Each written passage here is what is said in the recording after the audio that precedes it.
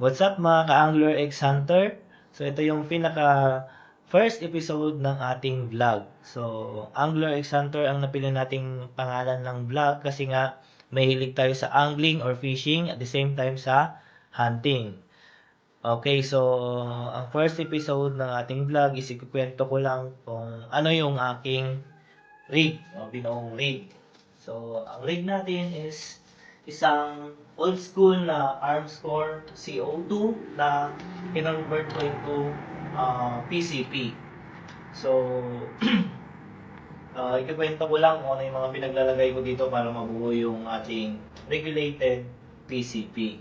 So, bakit nga ba nagpalit ako ng regulated PCP from CO2 to PCP? Kasi nga, malayo tayo sa bayan.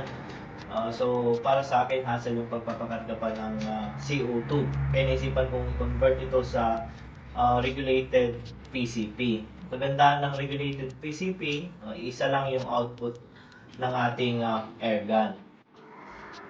Para ma-reduce pala yung weight, so nagputol din ako ng mga hindi ko alam kung ilang inches, 4 inches sa kanyang tube tank. So, bali ang naiwan na lang dito is nasa 2 inches. Simula dun sa kanyang valve housing. So, mga ganyan lang ang kahaba ang natirang parang tenon niya. Para at least, medyo malaki-laki pa rin yung tanke from battle tank to ating PCP para mas malakas naman kahit papaano. So, hindi na kasi pwedeng isagad dyan kasi pag pinutol natin hanggang dito, okay, wala na. So, magde-direct na lang yung point. Kaya, sa mga balak magputol, mas maiging mag-iwan kayo ng at least. Mag-start na tayo. So, una, okay, ang upgrade na binili natin dito is yung ating trigger guard assembly. So, ito siya.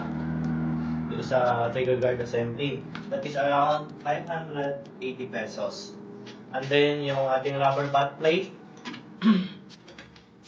Ito, yung rubber dyan sa dulo ng butt or wood stock natin. That is around 180 pesos. And ang ating battle tank. So, this is 0.22 liters. Okay? Nasa, ano ba to? 1,100 pesos. At ating Phoenix Armscore offset. Ito. So, nabili natin kay Phoenix PCP Airgun Philippines. That is around 3,000 pesos. Pero ngayon, nasa around pa na yan. 3,200 pesos na siya. And then, Type 1 regulator na may 1,500 output. Okay, ito siya. So, that is around 1,600 pesos. So, kung balak nyong mag-build at bumili ng offset kay Phoenix, PCP, Airgun Philippines, so, dapat ang bibili ng regulator is yung Taiwan regulator kasi nga, hindi tugma yung China regulator sa ating offset. Hindi siya papasok kasi nga mas magaspang o mas malalaki yung thread ng China regulator. Okay. So, kanyan, baka kasi kung bumili kayo nito, tapos bumili kayo ng China regulator, sayang ang inyong pera. Okay. Next, bumili din tayo ng Ninja Gauge for offset. Yan, ito siya. This is around 500 pesos kay Sir Warren Sumailo sa Shopee. And then, ang ating bipod. Ito. So, na-adjust yan. Pwedeng pahabain. Pwedeng paiksin. Yan. So, yung bipod natin is around 600 pesos. So, kapag bumili kayo ng Phoenix offset, ang kagandahan niyan, pwede lang lagyan ng bipod. So, hindi nyo na kailangan mag-screw ng lagayan dito sa may ating wood stock.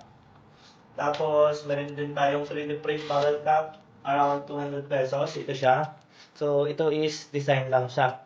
Hindi siya suppressor or silencer. Hindi din siya nakakapag-boost, nakakapagpalakas ng ating laruan. Okay? This is design lang. Design only, no? So, para hindi naman plain yung ating barrel na diretso lang. Okay? And then, ano pa ba? Itong lagayan ng ating bala. Okay? This is around 100 pesos. Para hindi tayo nalalaglagan ng bala. Okay? Para organize. And then, DBB barrel. Ito. 15 inch DBB barrel. So, alam naman natin ang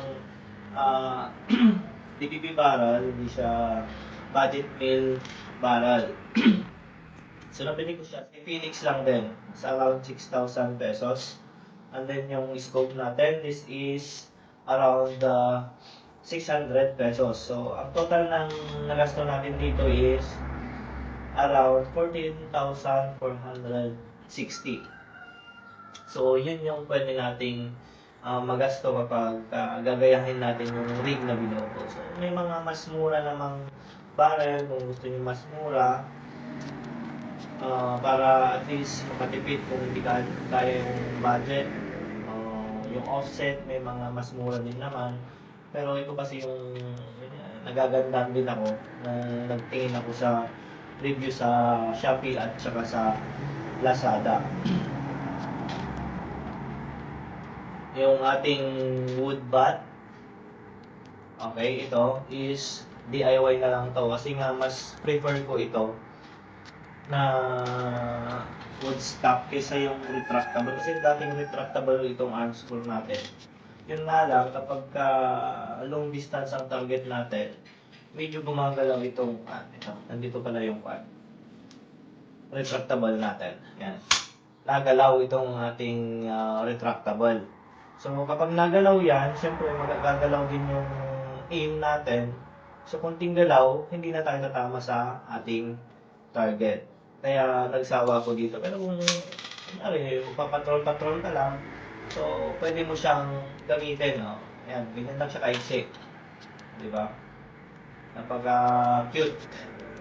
So, kunyari, ang hunting mo lang is pupunta ka lang sa gilid-gilid pang malapitan lang, so pwede mong gamitin ito. Pero kung ang target mo is long distance, mas prefer ito. Kasi nga, wala siyang movement.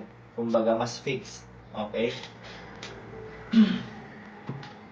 So, sa susunod pala na vlog ko, ipapakita ko kung ilang shots ang kayang ilabas ng 1,500 na output sa 3,000 na karga ng ating PCP.